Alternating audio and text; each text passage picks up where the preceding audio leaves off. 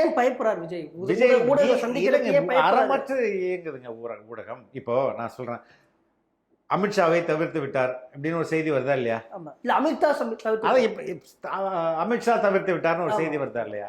இப்போ இது எப்படி உண்மைன்னு யார் சொன்னது? அமித்ஷா சொன்னாரா?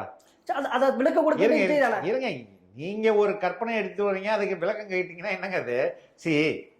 உங்களுக்கு நீங்க ஜெயலலிதா சிஎம்ஆர் இருக்கும்போது கவர் பண்ணியிருப்பீங்கன்னு நினைக்கிறேன். கவர் பண்ணியிருப்பீங்களா? ஒரு முதல்வர் போகிறாங்கன்னா, ஒரு இடத்துக்கு போகிறாங்கன்னா ஐட்னரின்னு ஒன்று ப்ரிப்பேர் பண்ணுவாங்களா? இத்தனை மணிக்கு இங்கே, இத்தனை மணிக்கு இங்கே அப்படின்ற ஒரு ஐட்னரி ப்ரிப்பேர் பண்ணப்படுமா இல்லையா? அந்த ஐட்னரி உங்களுக்கு கிடைச்சதா? கிடையாது. கிடைச்சதா? கிடையாது. அந்த ஐட்னரியில் அமித்ஷாவை சந்திக்க போகிறாருன்னு அதில் இருந்ததா? கிடையாது.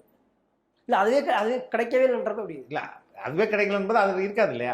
இப்போ இது அது எப்படி அமித்ஷா தவிர்த்தாரு நீங்க எந்த அடிப்படையில் சொல்ல முடியும்? சார், நீங்க சொல்றது நியாயமானது. நான் சொல்றது மட்டும் தான் நியாயமானது. ஏனென்றால் இதற்கு முன்பு இது ஒரு ஒரு ஒரு ஒரு ஒரு கலாச்சாரம் மாதிரி.